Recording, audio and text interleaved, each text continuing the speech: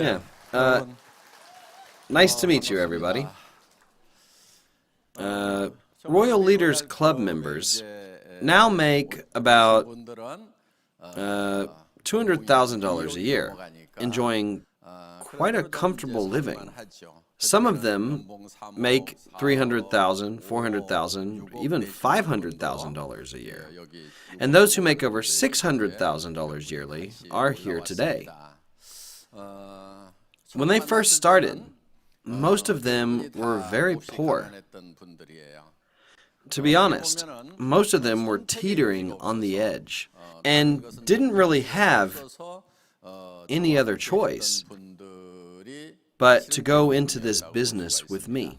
Newcomers these days don't look so desperate like the early members did. Many of them are young and look quite relaxed. The average age of early members was quite high.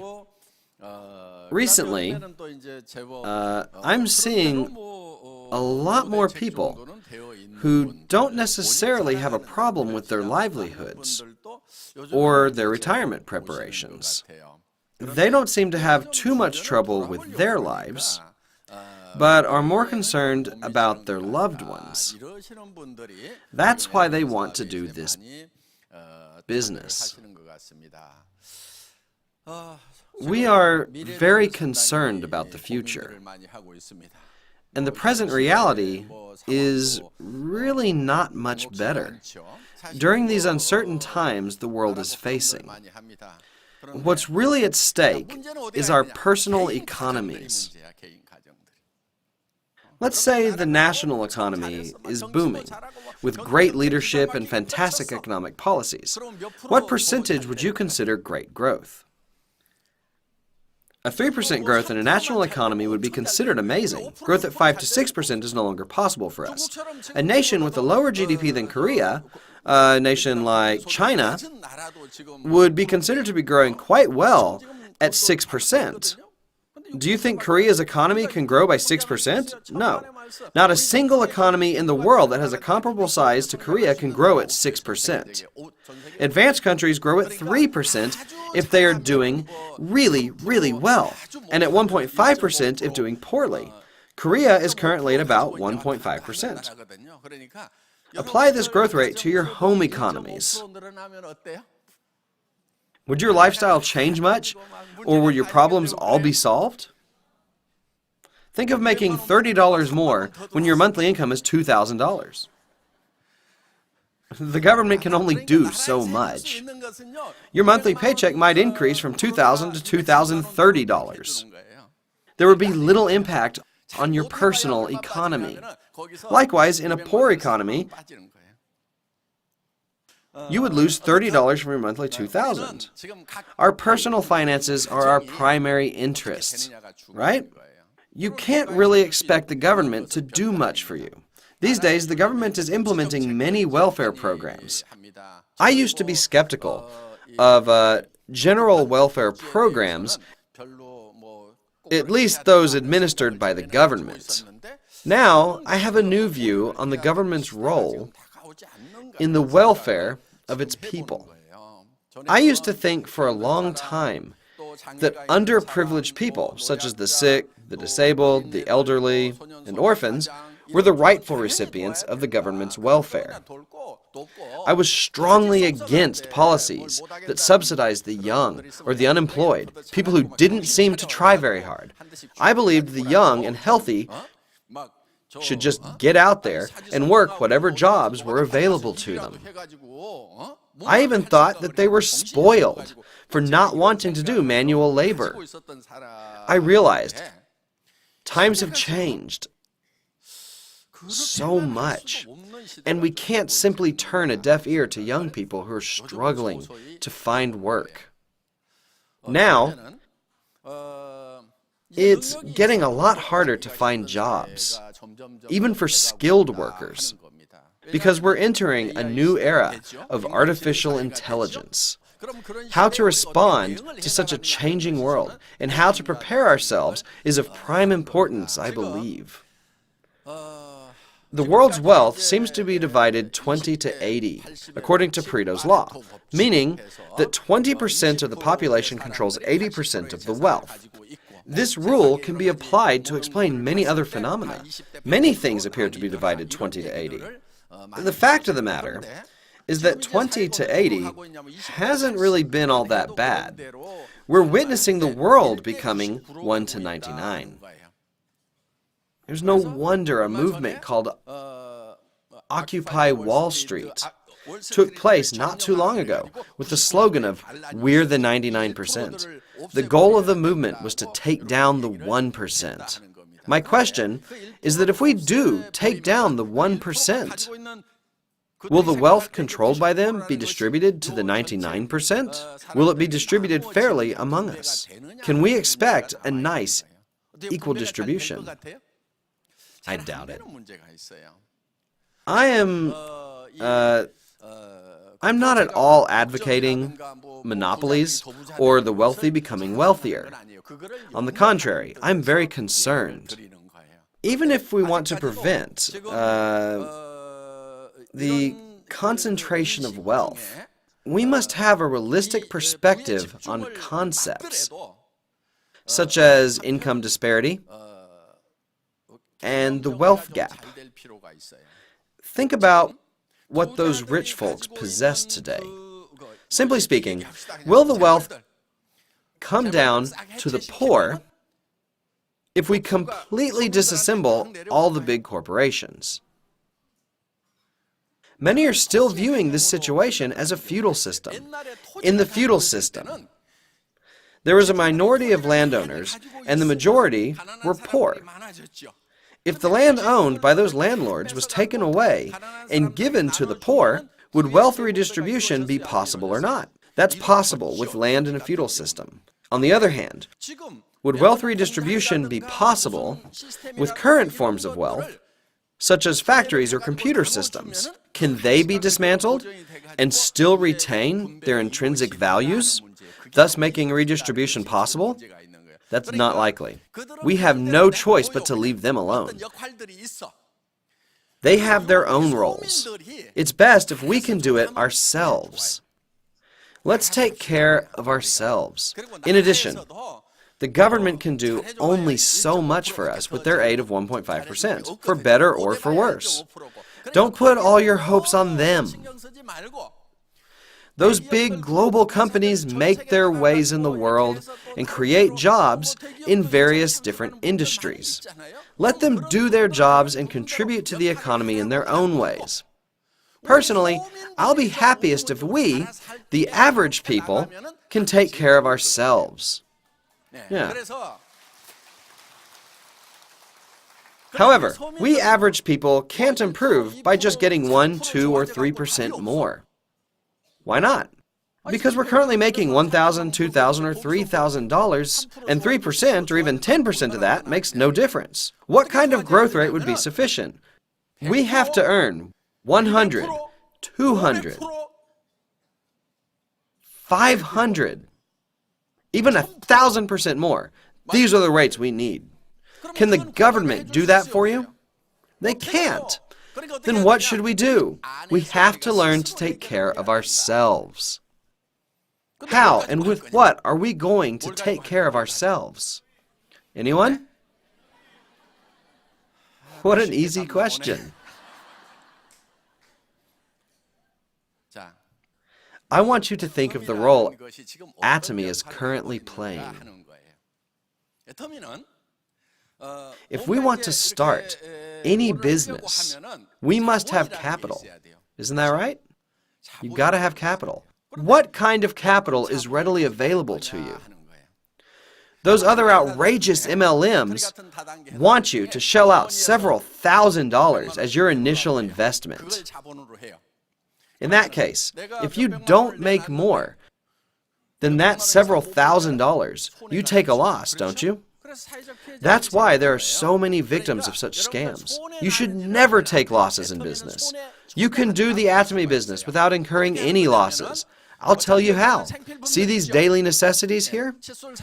You use toothbrushes, put on lotion, take Hemohim, shampoo your hair, and eat noodles every day. If these ATOMY goods are more expensive and of lesser quality than those sold at discount stores, department stores, home shopping networks, and internet shopping malls, you shouldn't use them. Don't use them. However, if these items are of better quality, yet of lower price than what you've been using, wouldn't it be better for you to use these goods, whether you do the ATOMY business or not? Most certainly. Do you see what I'm talking about? That means you possess more than enough intelligence to do the ATOMY business.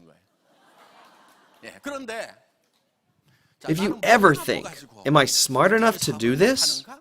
Or will my weak academic background keep me from succeeding? Just put it out of your mind.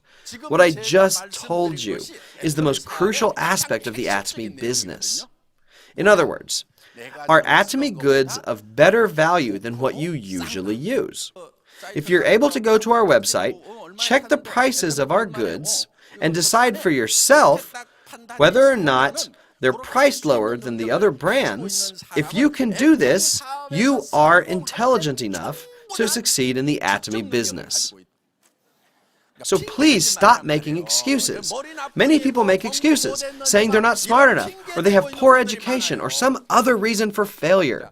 As long as you're capable of understanding that using ATOMY goods is advantageous for you, you have the ability to tell that this business has potential. Look, everyone uses daily necessities. We have to. We use them even when we're poor, right? Even the poor brush their teeth, don't they? Of course. They shampoo their hair, right? Of course they do. Things like that are required in life. Interestingly, more cosmetics are sold in slow economies. Why is that? During our IMF crisis, every sector of the economy did poorly, except for cosmetics. Before the crisis, wives could afford to take it easy at home. Once their husbands lost their jobs, many women decided to find work. They had to put on makeup to go out and look for jobs. People bought more cosmetics, so cosmetics companies made more sales. Cosmetics sell even in a slow economy. The slower the economy is, the more cosmetics are sold. I'm saying that our products are bound to be sold, regardless of the economy. We use these goods regardless of economic conditions.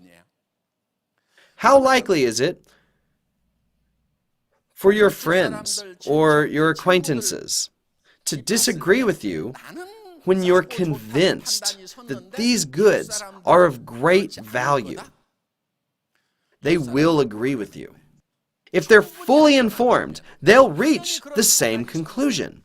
That's how you spread the word, and consumer groups get formed.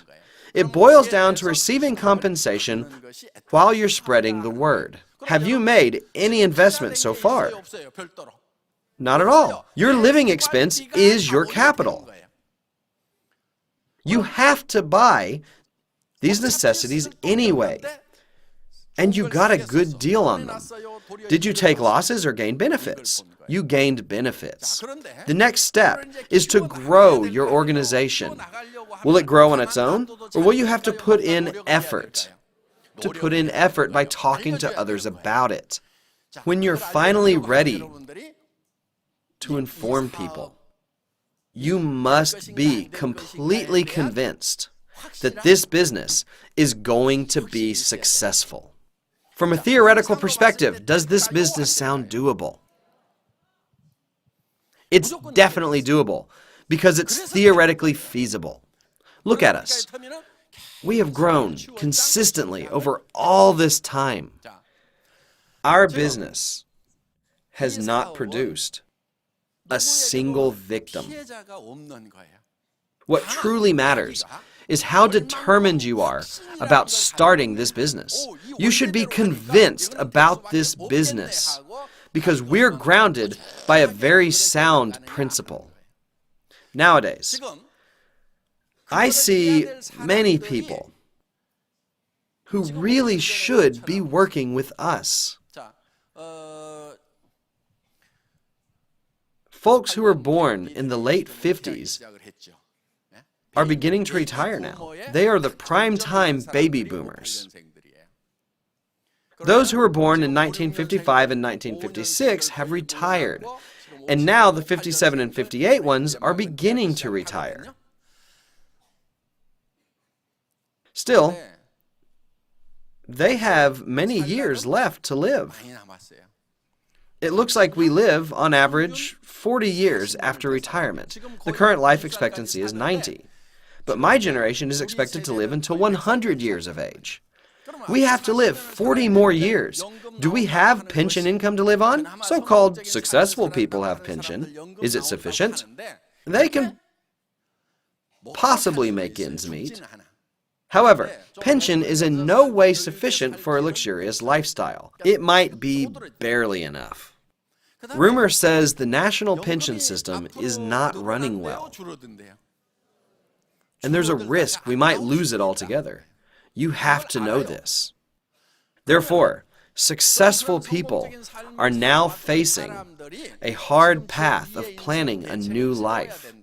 How are they going to plan their new lives?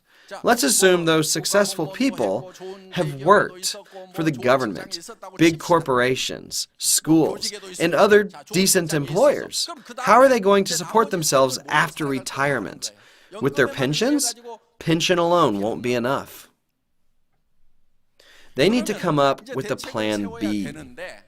And most of them decide to run their own businesses. They open cafes, diners, and most notoriously, chicken restaurants, which have infested the entire nation. Those businesses have gone through fierce competition and have run their due cycles. The sad reality is that most retirees pour all of their severance pay into their businesses, only to become penniless. You should not have to spend money at all. You must not spend a dime of your severance pay or pension. Save all of it. At the same time, you must look for a job that doesn't cost anything. Does ATOMY require investment? We don't. ATOMY just wants you to use our daily necessities and tell others to do the same. That's all there is to it. That's why this business is so appealing to retirees. Of course, some might not be good at this and might quit. Still, what would they have to lose? Their severance pay and pensions still remain untouched. Don't idle around or waste your time hiking or watching TV all day. Come to our seminars day in and day out. Go to your center regularly and don't miss out on any events. If you keep getting exposure like that, you will get the hang of it. This might be a little new to you, but you will figure it out. This is how you should do it. Just say, let's just go. It wasn't as bad as I thought it would be. Just keep repeating those two lines, and you might be pleasantly surprised. You might run into someone who was born for this. Okay, some of you might not meet anyone born for this. It doesn't matter. Just keep bringing those people who are not born for this over and over again. Someday, they will bring someone else. Then one day, among all of them, a star might be born. You might be someone who is just too shy to even open your mouth. Or a natural thinker with solid ideas, but no ability to really talk to others. Surprisingly, there are some people who are natural-born speakers. If you happen to be a poor speaker, bring smooth talkers to a seminar. How can you do that? Simply ask them to come along with you, to listen to the seminar in this beautiful weather, and to check out the sights around here. If you keep bringing just one or two people every week, that one or two becomes 10 and 20. And some people eventually bring in 50 to 100 guests. What happens next with that number of people is that they purchase enough for you to become an auto sales master. You receive $2,000 a month. A retiree receives a pension of roughly $2,000 a month after working 30 years. Let's assume that you've worked 1, 2, or 3 years.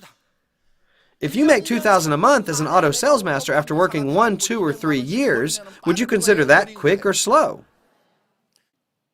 Just tell your people that you're taking it easy and slowly. Tell them work is play and play is work. And just casually bring them along. Along the way, you will meet some that definitely need to do this business, and some who want to do this, even after some initial misunderstandings. Many start this as a part-time job. To those who work but think they don't have an adequate retirement plan, show our seminars after work, or whenever possible. Our lecture video clips are available on smartphones 24/7. Tell your people to spread the clips to their peers. Just live your life using toothbrushes and shampoo, putting on makeup, or eating meals and snacks. As you go on, your organization will grow, and you will be successful in the ATOMY business. Simply living your life becomes marketing for this business. Please raise your hand if you just can't understand me. All of you understood, right? If you stay the course, we'll be going the right direction in these changing times. Why not hand down your ATOMY member code to your children? A scary world with no future is waiting for our children. Parents tell their children to study hard for their futures, don't they? That's totally useless. Do you know what's going to happen to our children and grandchildren? 68% of their jobs will be professions that don't exist now. Only 32% of their jobs will be from the current era, the jobs that we had. However, 68% of their professions will be unheard of to us. Therefore, you shouldn't force your children to do well in school, thinking good grades will ensure them the nice jobs that we used to have. Not going to happen. One of our royal masters, whose son is about to go to college, thought about this. He reckoned that during the 3 or 4 years his son is in college, ATOMY will grow significantly. If his son chooses ATOMY, while his friends struggle to find a job 4 years later, he will be able to earn a much bigger income than they can. So he pleaded with his son to take time off from college or to drop out, and had him start this business somewhere overseas. His son learned to speak English fluently and went on to make a very good income. Some children of our royal masters are already making $10,000 to $20,000 a month, and they're not even 30 years old. What about their friends of the same age? They're now studying to death in cram schools, hoping to make $2,000 a month, while our kids are already making $20,000 a month. They're fighting tooth and nail for $3,000 to $7,000 positions. A few days ago, I went to the bank to send some money and took care of my business inside at the counter.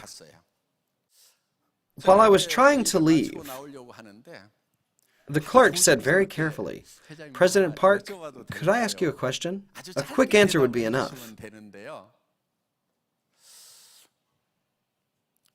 He said, "How can I make money?" What do you think I said to him? I answered it very briefly, as he wished. "Quit your darn bank job."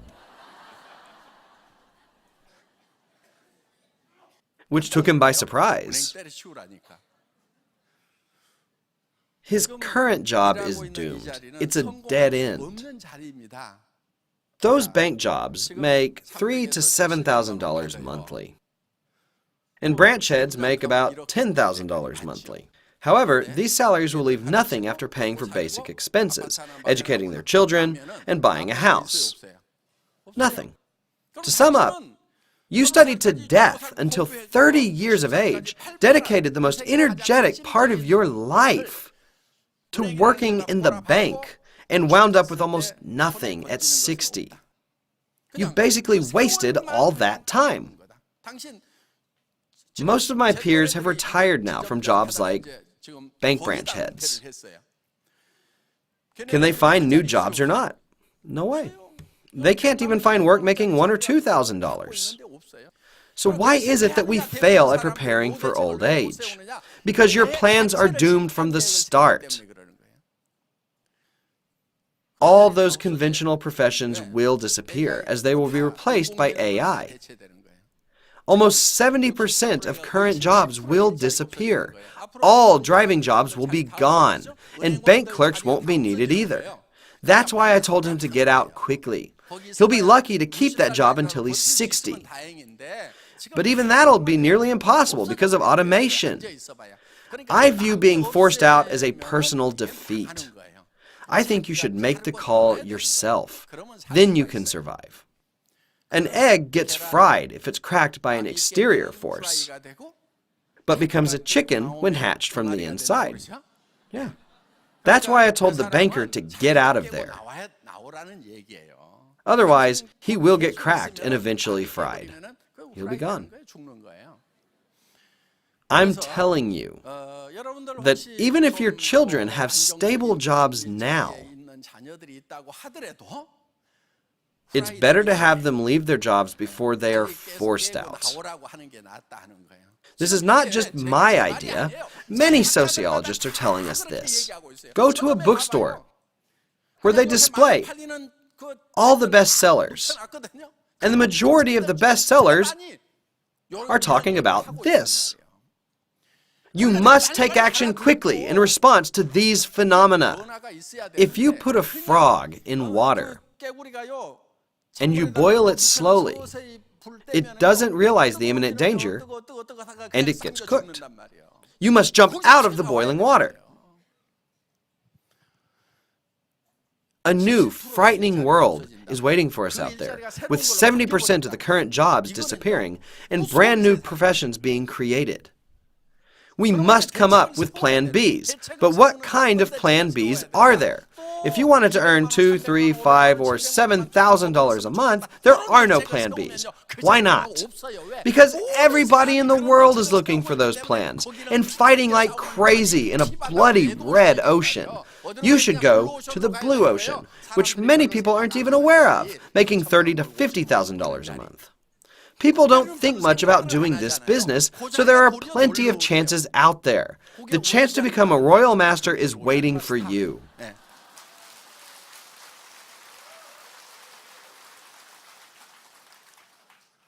You must take offensive positions in this day and age.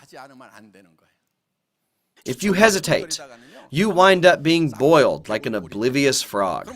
So what do you do next? What sort of attitude and tools should you have?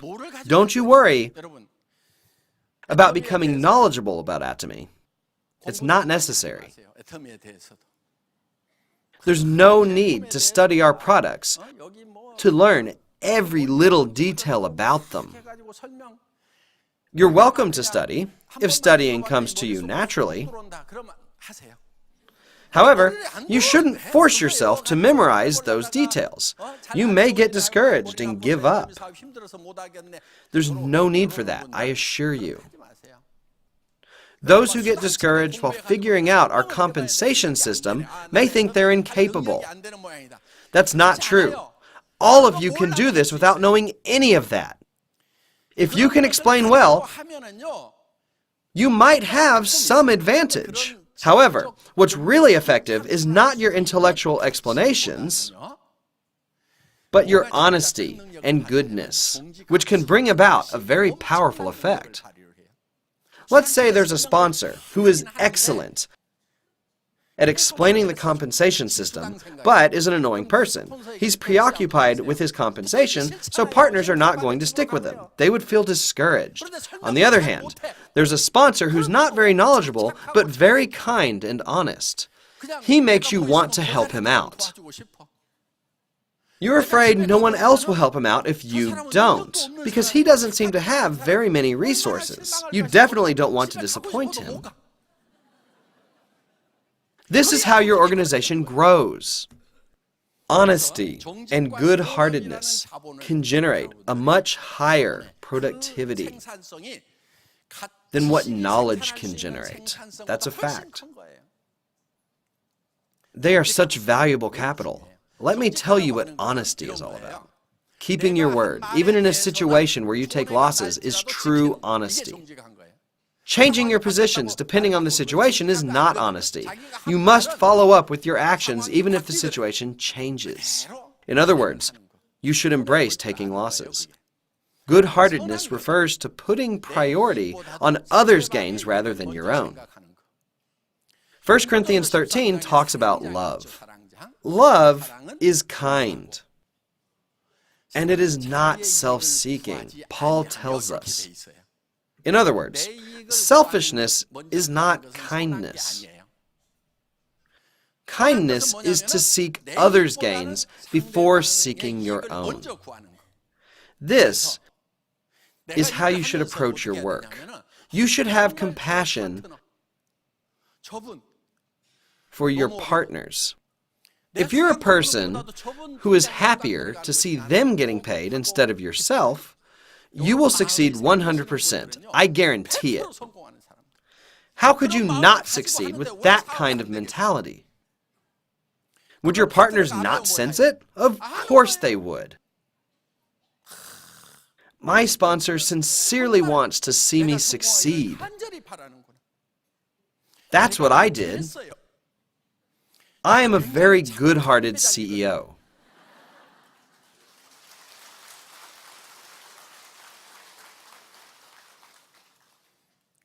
I'm not embarrassed to tell you this. Why not? I have evidence. The early members of the Royal Club went through a lot of hardship. And I wanted to see them succeed from the bottom of my heart. I wasn't much better off. I was a credit delinquent and had little money for the company. Although I was in a dire situation, I genuinely wished for their success. I sought my partner's gains. Normally, compensation is supposed to be paid out a week after the books are closed. Back then, I was in charge of the computer system, so I did the daily calculation of compensations, then made phone calls to the members who made sales on that day. I would ask them if they anticipated any returns. We had a lot of returns back in those days. When they said they were sure of no returns, I was thrilled for them. I told them that they had earned $70 that day, and that I was wiring it to them so that they could use it for transportation and for lunch the next day. Then I sent them a message saying, "Congratulations on your compensation." I hope you can earn compensation every day. Let's hope together for even higher compensation. How I looked forward to sending those messages. Do you know how the company was doing back then? How I wished CEO Kim of Colmar B&H would give us goods on credit. Do I look like a con artist? He wouldn't deal unless it was in cash. Therefore, we only got a small quantity of goods every day. What about me, the CEO of this company? I needed income too, didn't I? My wife was working for $1,500 a month, and we used to live in a $500 a month rental home. Wouldn't I also want to bring home at least $1,000 or $2,000? Don't I need it too? I desperately needed to make money too, of course. However, my people, who are now Royal Club members, were in even more dire situations than I was. If I didn't send them money right then, they had to walk instead of riding the bus. They would have to get up at the crack of dawn, couldn't afford lunch, and drank only water. I was able to sense what kind of hardship they would have to go through. Do you think our early contractors believed that I cared or not? They knew for sure that I did. Again, we don't seek our own gains. The success of others should be your priority. That's what honesty and kindness are all about. That sort of attitude is far more productive than just having a lot of knowledge and has the potential of generating a much greater value. Are you all good-hearted people? I sure hope so. Those of you who haven't been nice can decide to start right now.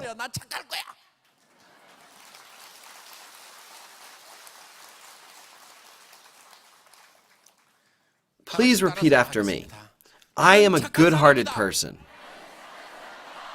From now on, keep telling yourself that. All you have to do is be nice. Again, being nice is to seek others' gains before you seek your own. As long as someone is willing to work with you, their success should be your priority. If you're determined to make that person successful, our computer system runs on a process that can help that person too. You will never have to take losses. Even if you don't seek your own benefit, our system will do it for you. Again, experts say 68% of our current jobs will disappear. This ATOMY business is equipped with a system that enables you to make hundreds of thousands of dollars as long as you're a good person. While you're sitting here listening to my lecture, if you can think of somebody around you who you'd rather see succeed more than yourself, you're sure to succeed more quickly than others. When you have compassion for those in the 99% in this fast-changing world and have a desire to help them out, you will become a good-hearted person. Finally, let's chant one more time. I'm a good-hearted person. Wishing all of you a good heart and great success, I end this lecture. Thank you for listening.